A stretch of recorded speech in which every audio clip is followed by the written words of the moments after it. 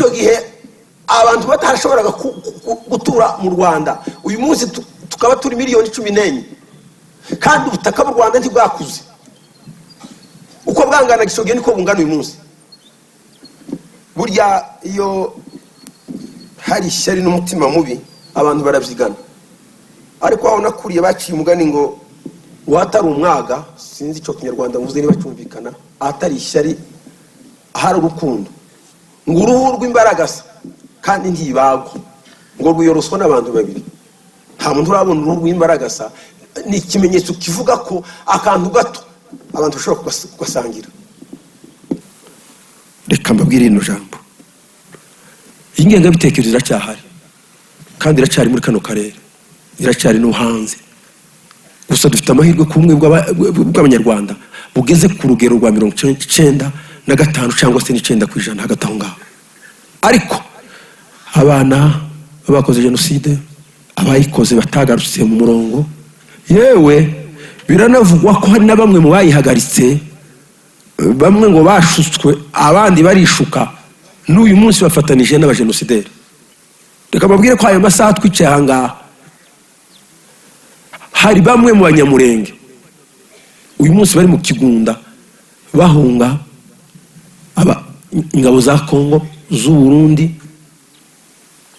P5 za Nyamwasa ndetse ni Jean-Luc Habyarimana. Umbabwira n'ukuri mpagazeho nge ndabizi neza nta makuru nzi.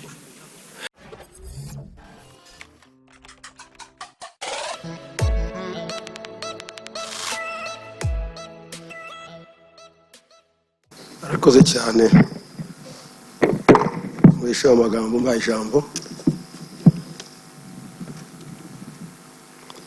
Nyakubahwa umuyobozi w'akarere ka Rusizi, anyakubahwa bahagariye inzego z'umutekano, abahagariye amadini n'amatorero, imiryango mwabuze abanyu cyane cyane uyu munsi tugiye gushingura, namwe baturage barizwa mu murenge wa Kamembe muri rusange n'abandi baturage baturutse ahandi.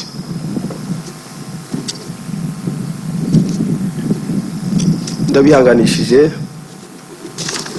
kuri inshuro ya 32 twibuka abatutsi bazize jenoside yabakorewe muri uwo mwaka, hagapfa barenga miliyoni. Dukomeze twibuka ariko twiyubaka. Kwibuka si ubushake, si uko umuntu yabyutse neza, si ukubyiyumvamo, ni itegeko. Itegeko ryashyizwe mu gihugu cyacu kugira ngo twibuke abana b'u Rwanda barenga miliyoni, nari maze kuvuga bapfuye mu minsi 100 gusa. Ukoze ijanisha by'iyo minsi wasanga harapfaga abantu barenga 10,000. Ni itegeko rero kandi kwibuka twe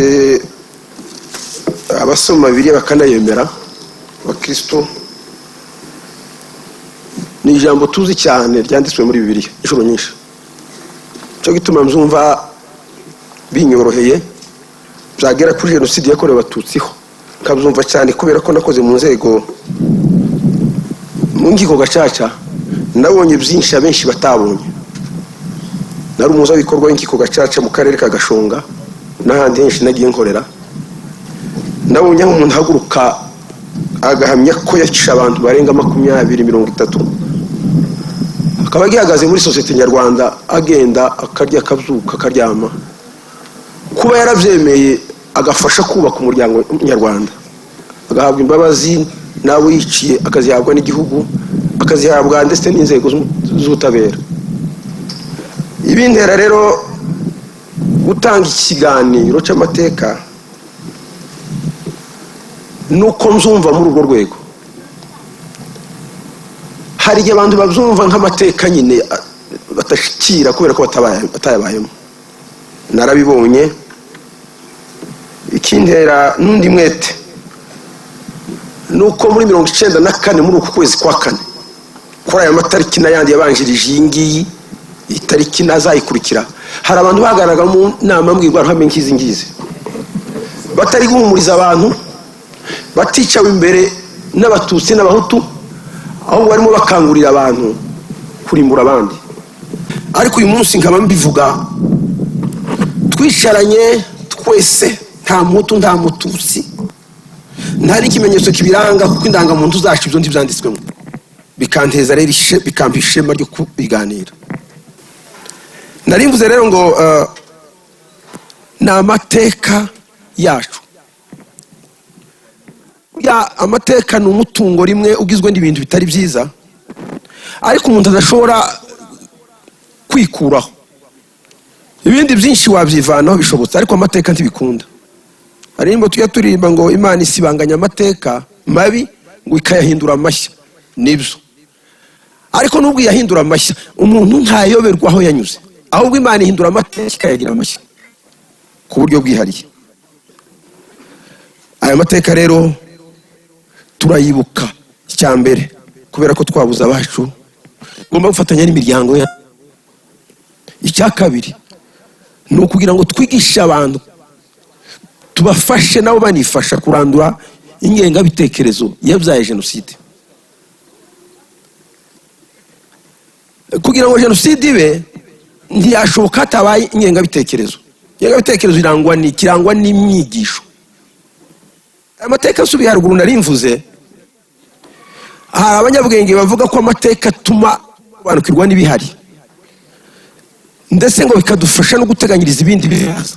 Ayo niyo mateka yiga ibyahise akadufasha gusobanukirwa n'ibihari ibyo bikadufasha guteganyiriza ibizaza. Rero amateka yacu aravuga jenoside yakorewe abatutsi abantu barenga miliyoni turimo muri kino gihe. Icyo bitwigisha rero ni ukurwanya ingengabitekerezo yatumye jenoside ikorwa yarabanze guhemberwa igihe kirekire. Iyi rero jenoside yaranzwe n'ingengabitekerezo aribwo bwicanyi bw'indengakamere bwabaye mu gihugu cy'u Rwanda. Abatutsi bagiye bapfa kuva muri 59 bagenda bapfa mu byiciro kandi bagapfa ari benshi. Ariko kurandura gukubura byabaye muri 94. Inyigisho rero zari zimaze igihe kirekire imyaka irenga 30 abantu bigishwa kandi abanyabwenge bavuga ko ibyo umuntu yakira mu matwi yihinduka ubuzima bwe. Iyo ubwira umuntu ibyiza ukamubwira ko umukunda muri we hiyandika urukundo. Iyo umubwira ko umwanga hiyandika urwango. Abanyarwanda rero bigishije ko abatutsi ari abanzi, bigishwa ko ari abanyamahanga, yewe bigishwa ko ari bagashaka buhake no kubica bishaga bagashaka buhake bashaka kwigobotora ngo iyo ngoma. Kandi nababwiye ubushize twaraha dutangiza igikorwa cy'icyunamo kizamara iminsi 100 ariko kibanzirizwa n'icyumweru cya mbere arico turimo kizarangira ejo. Nababwiye ko umututsi yahinduwe ikintu mu gifaransa bacita objet. Ahinduka gisimba, ahinduka umuntu ufite umurizo kandi abaturage bamwe bagashaka kubyemera bumva ko ari uko ariko mubwira ko ikintu gikomeye cyashingiweho ingengabitekerezo n'urwango ariko narwo rushingiye kwambura abantu ibyabo. Abakoloni nibo bigishije gucamo abanyarwanda muri politike yabo bise ngo ni diviser pour régner, gucamo abantu ibice kugira ngo bashobore. Niko na Yesu yavuze, yaravuze ngo ubwami bw'ikisemo babwiye kuvaho kuko imbaraga z'abantu ni ubumwe. Ndanababwira ubushize ngo Yesu yasize ijambo rikomeye muri tw'abakristo, mukundane ngo nibwo abisi bazamenya ko ari nge wabatumye. Ubumwe rero abakoloni basanze intambwe ya mbere bakoze ni ukuducamo cyangwa abatutsi n'abahutu bashyiraho amoko atarahari. bigisha abanyarwanda ko basumbanye, babigisha ko bamwe baryamiye abagambura bakigobotora iyo ngoyi. Kwigishwa rero ibintu bibi biroroha kuruta ibyiza. Umwana avuka kaba yaryenye ntawe bimwigishije, kandi bitutsi ibyo yiga kuruta gutanga imigisha. Umuntu avuka n'inyoko y'icyaha muri we, iyo agize ibyago akabona ibibagarira no kwivumbirira niyo imera nziza. Ariko turashima Imana uyu munsi ko twicaye hano, nkunda kubabwira ngo baca umugani mu Kinyarwanda ngo inkuba irakubita indi ikagangahura, ariko twe si inkuba, ahubwo ni ubutegetsi bwiza bwaganguye abanyarwanda butuma twicaye kanya gutya twumva amateka yacu, yego agizwe na bimwe bishaririye birimo jenoside yakorewe Abatutsi, ariko kandi birimo n'icizere hejuru haza, kuko turanahafite n'ubundi. Iyo tutaza kuba dufite icyizere cyo kubaho ntituba twicaye muri iyi myanya. Abakoroni rero bamaze kuba muri Afurika, haje inkubiri y'ubwigenge. Abanyafurika benshi batangira gusaba ubwigenge. Nicyo gihe abakoroni babonye ko ari ngombwa gucamo abanyarwanda kugira ngo bakomeze babe mu Rwanda. Rwanda kimwe n'u Burundi na Congo byari byararagije umwami w'Ububiligi Baudouin. Abadage bamaze gutsindwa mu ntambara ya kabiri y'isi n'iya mbere, u Rwanda rwahawe umwami w'Ububiligi. Abuza hanyura kubera ko umwami Yuhi yaramaze guca ubuhake aganisha mu nzira yo gukomeza kubanisha abanyarwanda, ko umwami yari umubyeyi. Bamuciriye ahantu hitwa Imoba muri Congo, muco bise relegation mu Gifaransa. Nuko yahatuye mu gihugu cyo hanze akaba yapfira, nayo yaguye. Rudahigwa rero akurikira yakiwe ikindi cyose abazungu bashingiraho. Agiye mu nama i Bujumbura basaba umuganga we n'ubundi, kuko niwe kamenya no kwica, amutera uzuye umara, umwami aratanga. Icyo gihe havukisha nimuvuga uta, ntabwo mfata umwanya munini cyane kubera batanze ikiganiro twungurana n'ibitekerezo, kandi niko byagenze. Aha abanyarwanda bose tagenda nihuta kuko dufite amasaha twahawe. Na Kayibanda ari kumwe n'abaseminariste bari barangije ishuri, kandi ubundi ubwenge bwagombye gufasha kubaka. Twe dusoma ijambo ry'Imana tuvuga ko ubwenge bwiza ruboneye Imana, kandi buva ku Mana mu bantu kimwe. Kayibanda rero warurangije muri seminari n'abandi benshi, byari itsinda ritari rito rifashwe n'abazungu b'abakoroni, bashingisha akaryitwa Parme Hutu. Parme Hutu ni Parti de Hutu, ni ishyaka rigizwe gusa n'aba bazungu bari bamaze kwita Abahutu. Murumva rero niba ryarakoreraga inyungu ryitwa iry'Abahutu, byagomba gukora inyungu zabo, ariko se ni bose. Burya ubutegetsi iyo bwananiwe n'inshingano zo kuyobora baryanisha abantu. Muzarebe haba muri Afurika, haba mu bindi bihugu bya Aziya n'ibindi bikiri inyuma y'amajyambere, iyo umuyobozi yananiwe kuyobora, iturufa akoresha ni ukuryanisha bene gihugu kugira ngo basinzire muri ibyo bitotsi by'inzangano no kwicana, ntazabazwe inshingano z'ibyo atashoboye gusohoza yemereye abaturage. Niko byagenze rero. Umurimo wari kwanga Abatutsi, si uwo gukora umuhanda, si uwo kuzana amashanyarazi, si uwo kubaka amashuri, nubwo haragiye yubakwa make mu gihe kirekire, ariko hari kuryanisha abantu. Parme Hutu yariye ku butegetsi, batangira kugerageza kwica Abatutsi, barabamenesha. Nicyo gihe bakwirakwiye hirya muri bihugu bikikije u Rwanda, harimo Congo, harimo Uganda, harimo Burundi, harimo Tanzania n'ibindi bihugu. Abagize amahirwe bajya hirya y'uyu mugabane. Rero abantu barishwa mu turere dutandukanye, za Nyamagabe, za Nyaruguru, za Ruhengeri, cyahoze ari intara ya Ruhengeri n'ahandi henshi. Bahera ko batekerezaga ko barusha abandi ubwenge, abashefu n'abasushefu, abakungu, abacuruzi n'abandi basa n'abifite. Jenoside za gutangira, urutonde rwaheraga kuri bene abo ngabo n'ubundi bazwe. Narabwiye ubushize ngo byari byoroshye cyane kwica abantu kubera ko bakirwaga ku rutonde. Kandi ikintu gikomeye, aho nakuriye imurenge bacaga umugani, ariko ngira ngo n'igihe abantu bari tarakizwa ngo urakajya iyo batakuzi ntawe uzakuvuganira. Ariko iyo ugeze ahantu bakuzi, haba n'uwo wari ugiye kwigirwa nabi hakaboneka umuntu umwe avuga ati nubwo yakuramutsa gusa ntacyo avuze, abo bari kumwe nawe bamenya ko wa muntu agomba kubaho. Ariko mu Rwanda byabaye bitandukanye, ahubwo ukuzi niwe wakwicaga cyane, kubera ko yabaga afite urutonde rwawe, yabaga azi ngo ni wowe ucuruza kumurusha, nuva mu iduka wungukaga menshi niwe urijyamo, niwe uri directeur w'ikigo akaba akungije niwe uzafata uwo mwanya. Harimo ibisa n'inyungu inavuye mugari wa Faransa, inavuye mu Gifaransa n'ibintu bidasobanutse ariko binahari, hariho byinshi.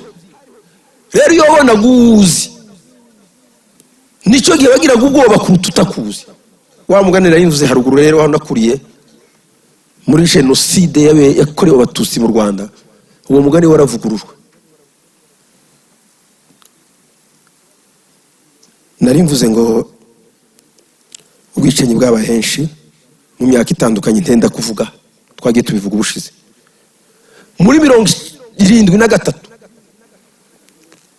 General Major Habyarimana afata ubutegetsi, abufata afite intego yo kugira ibyo ahindura ngo no kubanisha abanyarwanda. Ariko ikintu cyabaye kibabaje, yashinze ishyaka ryitwa MRND, Mouvement Révolutionnaire National pour le Développement. Urumva ryaha ishyaka ryiza, buriya amazina ni meza, ibikorwa bikaba bibi. Dukunda kuvuga ngo izina niwe muntu, ni bibi kwita umuntu izina ribi, ariko ni ishyano kugira izina ryiza ukagira ibikorwa bibi. Niba Habyarimana nyine ari ibyara, ni nayibanisha abantu, ni nayituma abantu basabana, niyo yunga abantu. Ibyo byose byakagombye gukiranira izina. Ishyaka rya MRND niba ari Mouvement Révolutionnaire National pour le Développement, ishyaka rishinzwe impinduramatwara kandi ry'igihugu cyose, ry'abaturage bose, national, ryakagombye kubakorera muri iryo terambere. Ariko siko byagenze. Leta ya Kayibanda yari yaraciriye abatutsi bahungiye hanze ngo ntibazagaruke.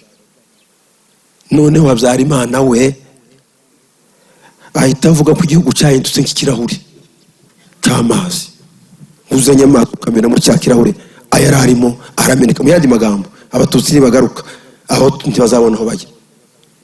Ababwiye ubushize ngo icyo gihe muri 1994 Rwanda bari tuwe ne miliyoni 9 cyangwa 8.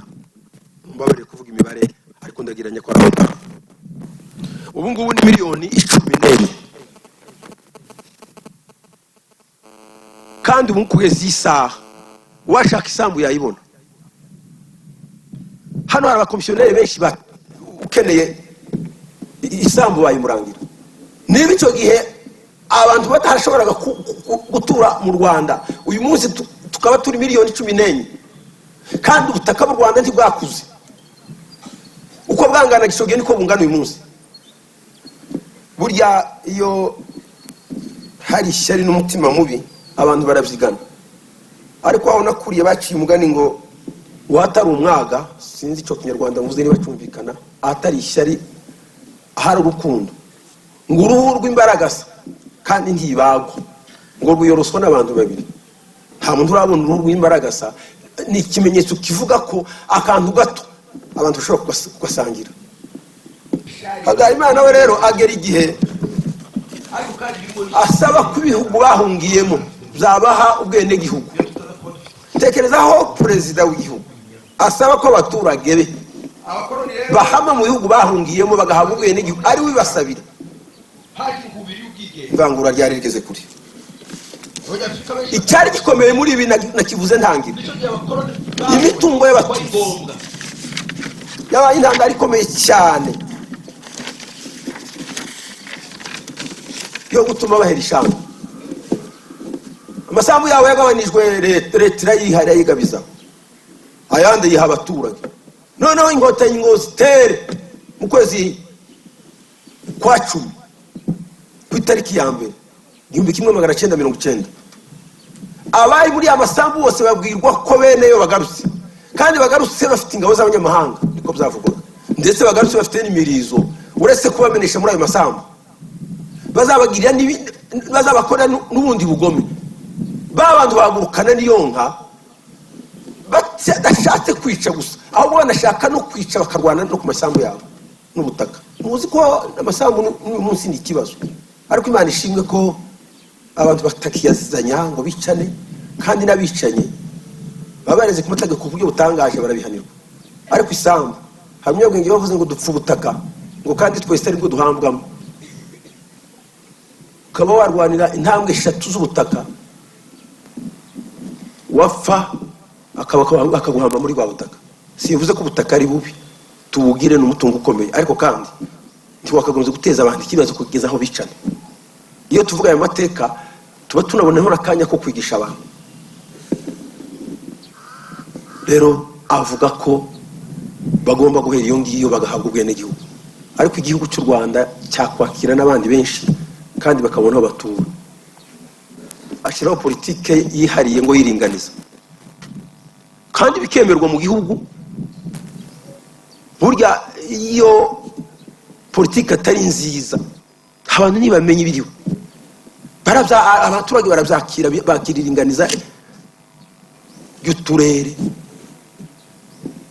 Iyo ringaniza rero rishyira imbere intara z'amajyaruguru cyangwa se prefecture avukamo, ari Gisenyi, Ruhengeri ndetse na Byumba. Kwitwa umuturage w'izo ntara bihinduka, bitanga avantage, bitanga icyizere cyo kubaho, ndetse kubyiyitirira bigasa nkaho umuntu ari mu mwanya mwiza kuruta abandi.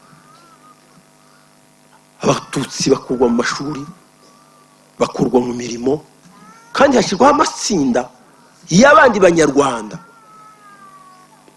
Ayo matsinda yo kugenzura ko ibyo bishyirwa mu bikorwa. Abatutsi barabyemera, barabyakira, abahutu bumva ko ariko bigomba kugenda, kuko na mwarimu mu ishuri yabwiraga abana ngo abatutsi muhaguruke, bakimenya bagahita bahaguruka. Mwababonye abana bagera mu rugo bati baduhakurikije batwita abatutsi, bakuru bo bari babizi. Niyo yangenga bitekerezo navugaga. Habyarimana rero yakomeje politike yo guheza abatutsi ishyanga. Inkotanyi zimaze gutera, kuko inzira zose zari zananiranye, habaye imishikirano ntibizakunda, igihugu kigaragara ko ari kirahuri. Hatangwa itegeko ry'ubutaka n'amasambu y'abatutsi bihabwa leta, bigahabwa n'abandi baturage. Bigaragara ko babasabira ubwenegihugu bwo guhera ishyanga. Icyo GFP Inkotanyi bafashe intwaro zo kubohoza igihugu. Bibaye rero haboneka urwitwazo. Reka mabwire ko ikintu cyose cyabonekaga nk'urwitwazo, abatutsi bagombaga gupfa. Narababwiye ushize ngo iyo umuntu ashaka kwica undi nta mubura impamvu. Babwira ko twizeye texte kera turi abantu, ikirura cyashatse kurya intama. Kirabibwira atari ko umwaka ushize warantutse, intama ibwira ikirura umwaka ushize nari ntaravuka. Ikirura atari ko ni mwene wanyu, intama iti ndi ikinege mvuka nyenyine. Kirura kirabirebye, kiravuze nubwo intama yabera ikirege, ariko ufite iyo zivukana hiryo kwa se wabo cyangwa kwa nyina wabo, nimba mu ntama twabyita gutyo. Bati ni mwene numwe muri bene wanyu. Intama iburi kisubiza kuko mwene wawe yarahari. impamvu rero yose yanganaga ururo yagomba gutuma abatutsi bapfa. Inyenzi zarateye ko bazitaga, kandi kuzita inyenzi ni ukuzitira igisimba kitagomba kubana n'abantu, babita inzoka. Twese twicaye hanga tubonye inzoka imwe nta wasigara mu cicaro cyemo, kuko n'umwanzi utwinjiyemo. Nuko niko byagenze. Abatera baturutse Uganda, ikintu icyo ari cyo cyose cyatumaga abatutsi. Reka mbabwire ko igihe kimwe habaye amacakubiri muri Parmehutu.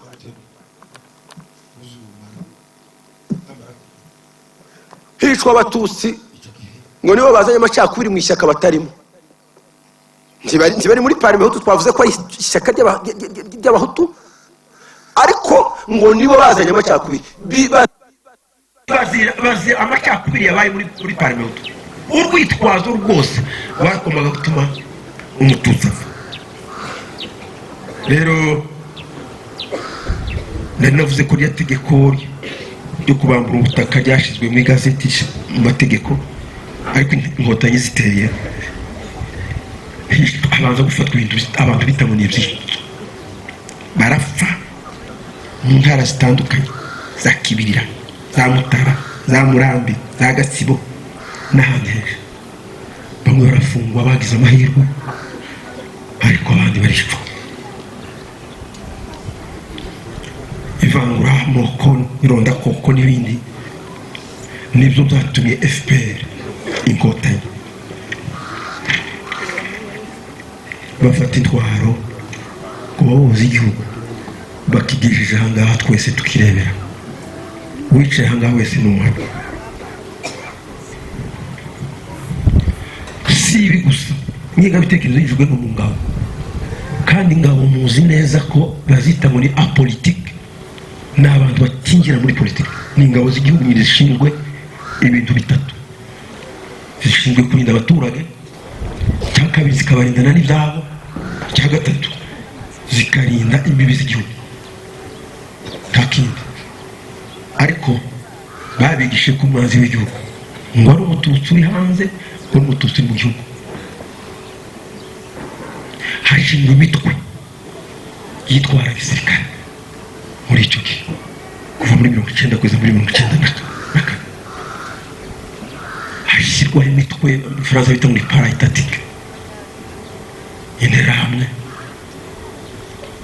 za Emerende, impuzamugambi mubi za CD, abakombozi,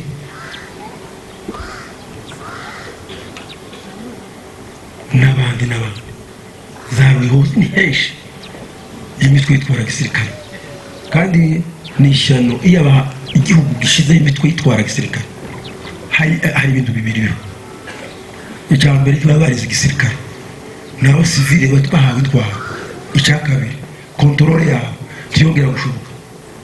No muri bihugu turimo iyi mitwe yashizwe mu bihugu bimwe na bimwe, sibyo naje kuvuga ngaho, ariko turabizi twese. Dukurikira radio, tugakurikira televiziyo, tugakurikira social media, tugakurikira amakuru umunsi ku wundi. Isi yabaye ntoya kubera itumanaho n'ikoranabuhanga, ntacyo tuyobewe. Nyuma y'imyaka 32 hari ibihugu bigihembera, turaza kubigera. Si no guhembera ahubwo jenoside mu bikorwa. Kandi narabwiye ngo akenshi igihe cyose akimuhana kazi imvura ihise. Ejo bundi narabwiye ngo hari n'igihita, noneho nako kimuhana tikanaza. Nicyo gituma niba tuvuga ngo jenoside ntikongere kubaho, nyine ntizabeho mu Rwanda, kandi ntizabeho no muri kano karere. Iyo mitwe rero yashizweho, amahanga areba. Ingabo za Loni zari mu gihugu zibivuga. Romeo Dallaire w'umunyakanada urangagara ingabo za Loni atanga raporo buri munsi ko si ugututumba gusa ahubwo jenoside yabaye. Bararuca bararumira. Ahubwo jenoside itangiye, uretse no kudatabara, ingabo zabo ziragenda zisiga abatutsi barimo bishwa. Jenoside yakorewe abatutsi yateguwe inashyirwa mu bikorwa n'intagondwa z'abahutu.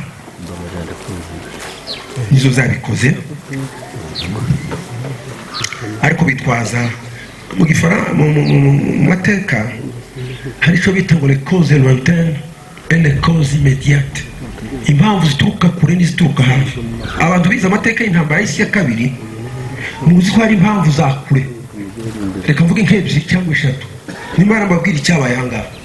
Impamvu nk'eshatu z'intambara y'isi ya kabiri, icya mbere hari icyo bita la formation des alliances. Ibihugu byishyize mu matsinda, haboneka icyitwa triple entente na triple alliance. Ku ruhande rumwe hari Ubufaransa, Ubwongereza n'Uburusiya, urundi ruhande rukaba Ubudage, rukaba Autriche, Hongrie, ikaba n'Ubutaliyani. Icyo ni cyane. Cya kabiri habaye la course aux armements, ibihugu byigwizaho intwaro zikomeye n'indege z'intambara. Icya gatatu hari ikibazo cyitwa ngo la question d'Orient cyangwa se la question orientale, cyari ikibazo cy'abaserbe babarizwaga mu bihugu bitandukanye bashakaga kukurema igihugu kimwe. Izo nizo mpamvu za kure zatumye intambara y'isi ya kabiri.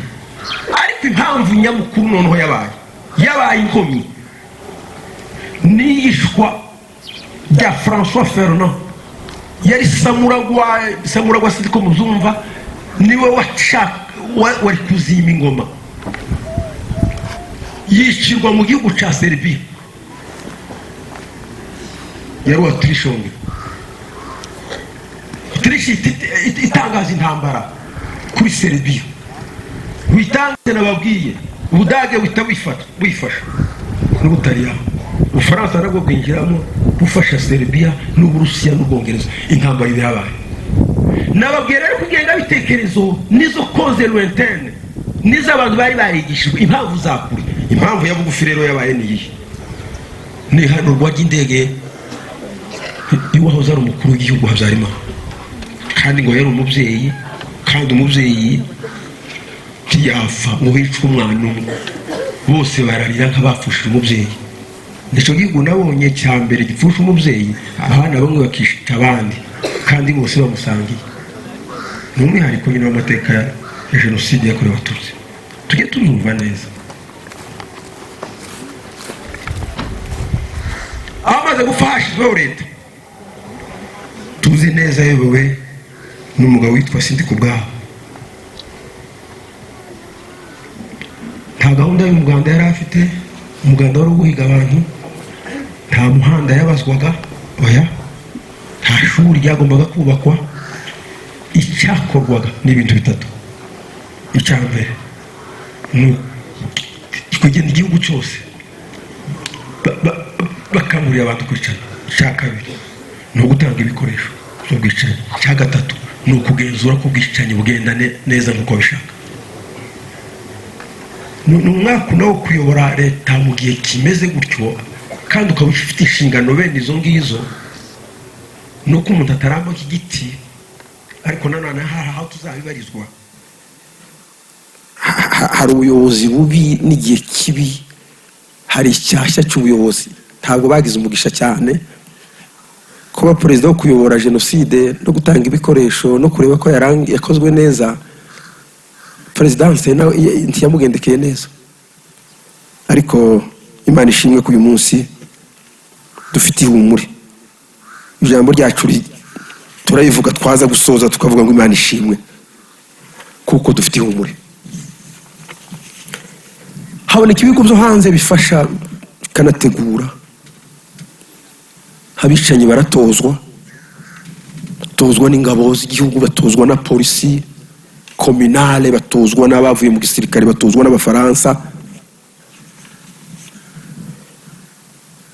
Nico gihe jenoside yashizwe mu bikorwa kugira ngo ishoboke. Nababwiye ngo hakorwaga ibintu byinshi iby'ingenzi. Icya mbere ni urutonde. Umuntu yamara gupfa bakaviva, cyane cyane wa wundi batekereza ko ari umwe mu ingenzi. Cyo ni icya mbere. Icya kabiri, bariyeri zashizwe mu gihugu, bazishyira ahantu bagahakikisha neza ko ntawayirenze. Icya gatatu ni coordination yari ihari yo kubwirana amakuru y'abamaze gupfa n'abasigaye. Mu gihe cy'amezi 3 hapfa Abatutsi barenga miliyoni, hapfamo n'abandi Bahutu batavugaga, batumvaga iyo politike y'ubwicanyi, nabo barapfuye. haba mu bategetsi haba mu baturage basanzwe. Umwihariko rero w'iyi jenoside yakorewe abatutsi, icyambere nuko yakozwe n'abatutsi igakorwa mu gihe kigufi, yakozwe n'abahutu igakorerwa abatutsi mu gihe kigufi,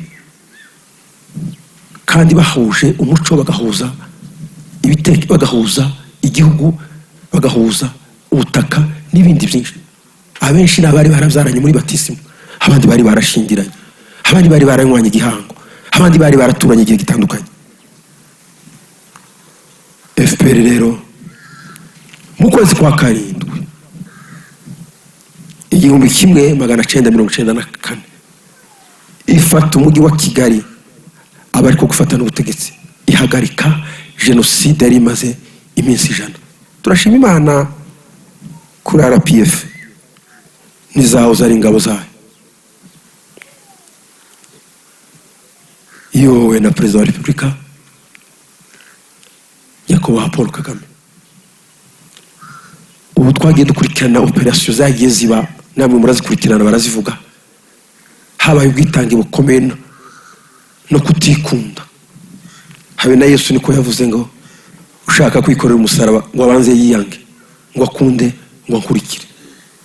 Ubutwari ni ukutirebaho ukareba ku bandi, ni ugutanga icyo ugomba kwiha, ni ukubaramira nk'uko wakagombye kwiramira. Turashima rero ubutwari bw'ingabo zaho zari za FPR Inkotanyi, RDF ya none.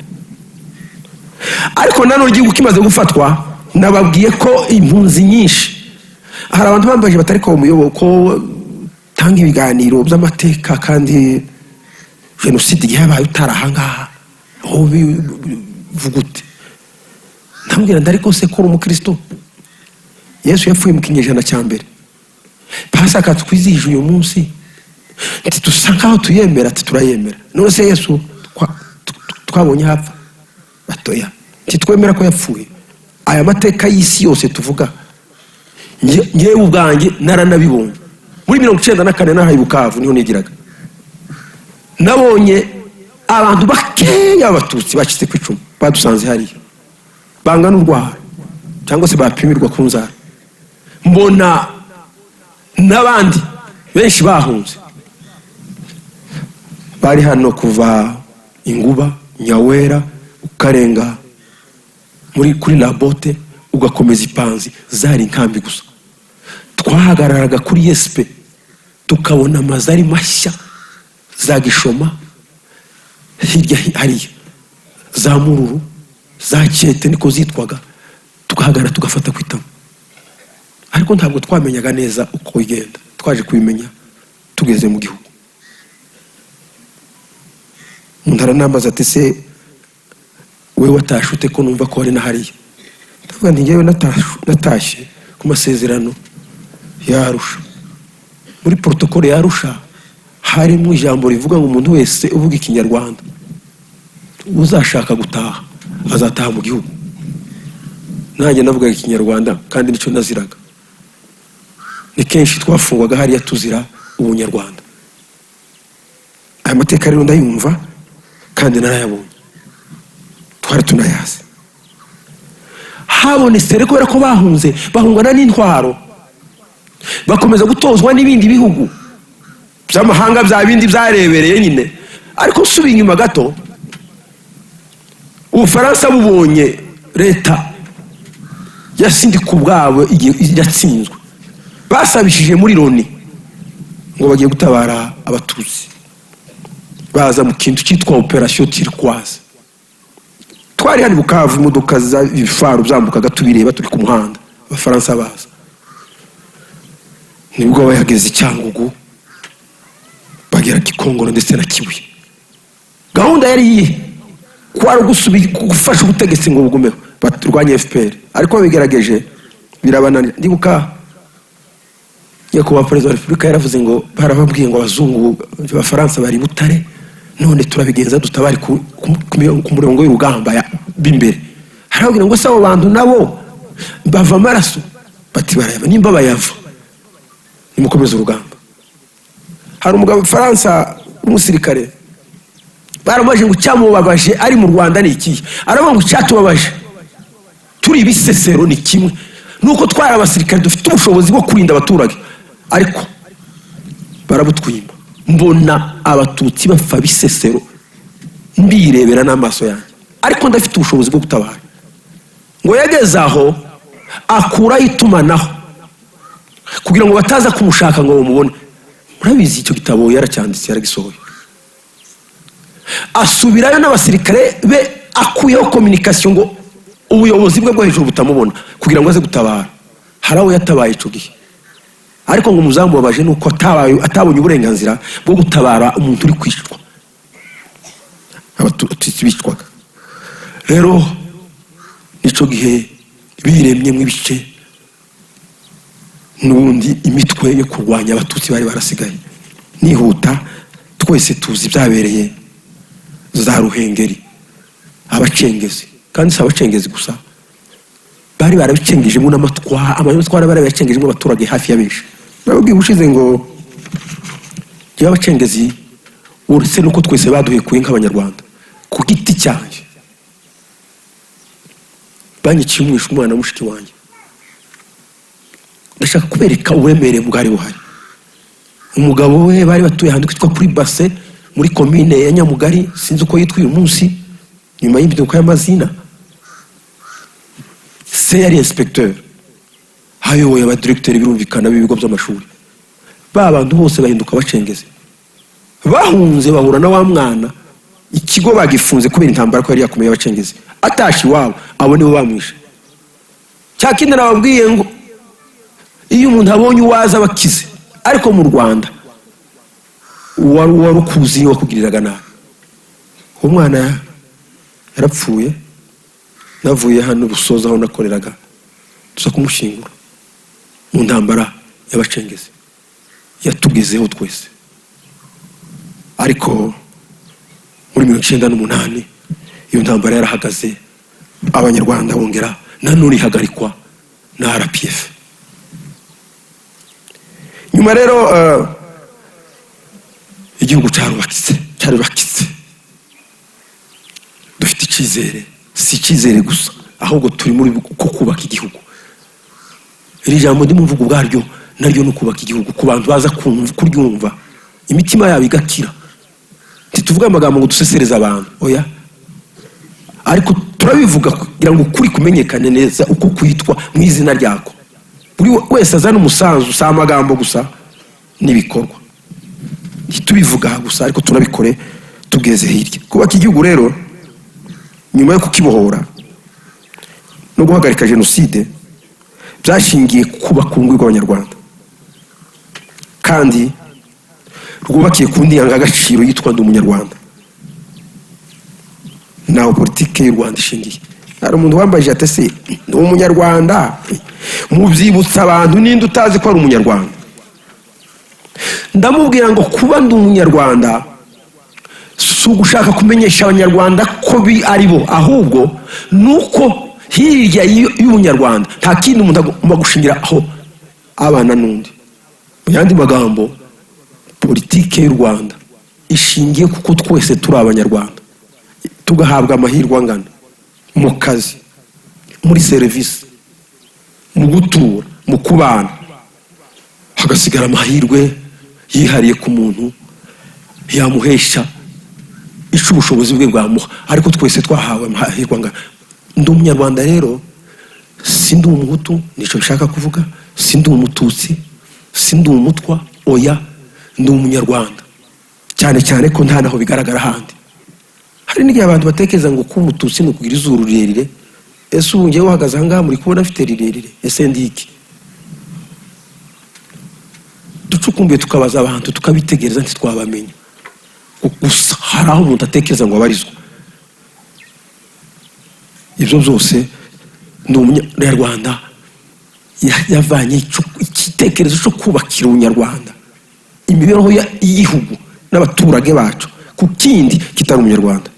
Ndi umunyarwanda nico bivuga, birihagije. Ibisigaye amahirwe ya buri muntu akamusekera, si no kumusekera gusa ahubwo akanayashakisha. Tuvuga mu Kinyarwanda ngo amahirwe asekera umuntu, nibyo ariko hari igihe atagusekera kubera kuko udafite ishusho yo gusekerwa nayo ntaco wakoze. Ese utagize icyo akora yasekerwa nayo amahirwe agaragara mu gukora.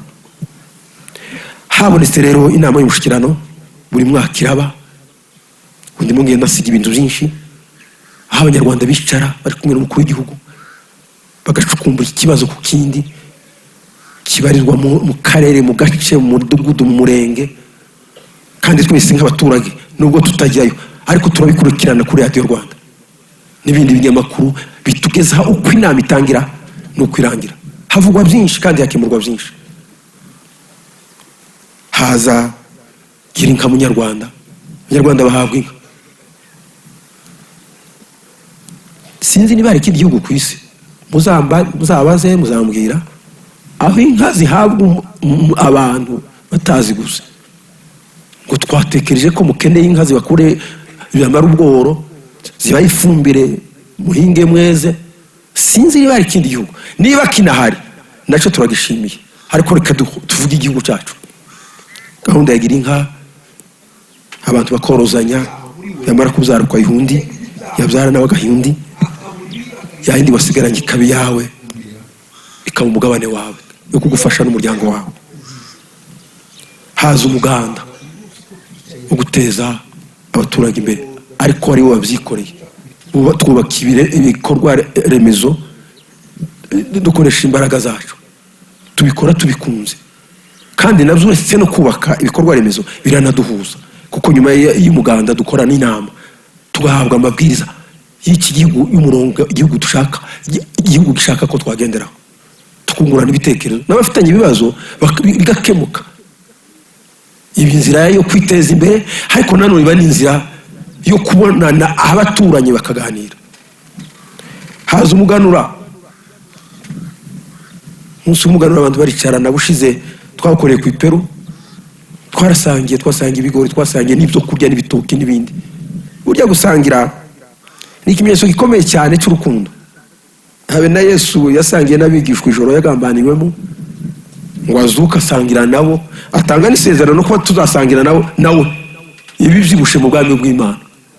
Iyo abantu basangiye rero baba bakundana, iyo babikoze bakabitegura nta bundi buryarya.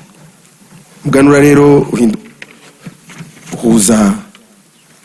uraduhuza kandi ukadufasha. Ariko mu gusoza rero ntaragera aho ngaho hateguwe itorero ry'igihugu, aho abanyarwanda bikiranye imico yabo. Burya igihugu kitafite umuco kiba kiriho. Soza reka mbabwire rino jambo, ingengabitekerezo iracyahari kandi iracyari muri kano karere, iracyari no hanze. Gusa dufite amahirwe kumwe bw'abanyarwanda bugeze ku rugero rwa 95 cyangwa se 9% hagati aho ngaho. Ariko abana bakoze jenoside, abayikoze batagarutse mu murongo, yewe biranavugwa ko hari na bamwe mu bayihagaritse, bamwe ngo bashutswe, abandi barishuka, n'uyu munsi bafatanije n'abajenosideri. Reka babwire ko ayo masaha twicaye aha ngaha hari bamwe mu banyamurenge uyu munsi bari mu Kigunda bahunga ingabo za Kongo, z'u Burundi, P5 za Nyamwasa ndetse ni Jean-Luc Habyarimana. Umbabwira n'ukuri mpagazeho nge ndabizi neza n'amakuru nzi. Ariko rero turashima Imana ko twebwe abanyarwanda tuzumva ko jenoside yadukozeho. Nacyo gituma muri kano karere twese tugomba kubiharana nk'abanyarwanda kugira ngo ntizongere kuba, ntizabe muri Nord Kivu, ntizabe muri Sud Kivu, mu buryo bwihariye mu Banyamurenge. Uyu munsi drone zamaze abanyamurenge, harabavuze ko zageze aho zica ipusi inyabo niko tuyita. Abasaza barashize, abakecuru barashize, barimo ababyeyi bacu. Rero muzukuri abo bose ingengabitekerezo yacyahari, abazayihagarika ni bande? Ni twebwe tuzavuga ngo no, oya, kandi tuzabivugisha amagambo gusa, nayo arakenewe, tuzabivugisha ibikorwa. Dukundane. Soza, gukumira no kurwanya jenoside ni inshingano zacu nk'abanyarwanda. kuko tuzi aho jenoside yakorewe abatutsi yagejeje u Rwanda. Amateka duhamiriza ko ingengabitekerezo ya jenoside idakumiriwe ngo irandurwe iba itegura ukwisubiramo kwa jenoside. Kurandura ingengabitekerezo ya jenoside biba intego ya buri munyarwanda. Umuntu nakubwira ngo abatutsi ubwira uti ceceka, cyongera kuvugira iyo jambo, kandi ntumucecekeshe kubera ubwoba, umucecekeshe kubera ko wabyemeye kwizo bitarimo. Urabibona, ubimwereke. Iriya birimo nde nande? Uriya n'umututsi n'umuhutu? Directeur uriya hariya ninde? Ninde uhabwa akazi bishingiye ku bututsi cyangwa ku buhutu? Mwumvisha byumve, ntumucyahe gusa, uzaba utanze umusanzu wawe. Iyo dusoma inyandiko nk'iyi tuba dushaka gushirwa mu bikorwa. Kwibuka rero ku nshuro ya 32 jenoside yakorewe abatutsi ni umwanya wo gukumira no guha icyubahiro abishwe bazira uko baremwe, no kuzirikana amateka mabi u Rwanda rwaciyemo hagamijwe gukuramo isomo kugira ngo jenoside itazongera kuba ukundi. Kwibuka buri mwaka kandi ni uguhamya amahitamo yacu nk'abanyarwanda no kwiyemeza kurwanya icyadusubiza mu mateka mabi twavuyemo. Jenoside yakorewe abatutsi yahagaritswe n'abanyarwanda, amahanga arebera. Ni ngombwa ko abanyarwanda dukomeza ubumwe bwacu, twiyemeza guhangana no kurwanya abashaka kugarura amacakubiri. Ubumwe bwacu soza nizo mbaraga zacu. Murakagira Imana, dukomeze twibuke twiyubaka. Murakoze.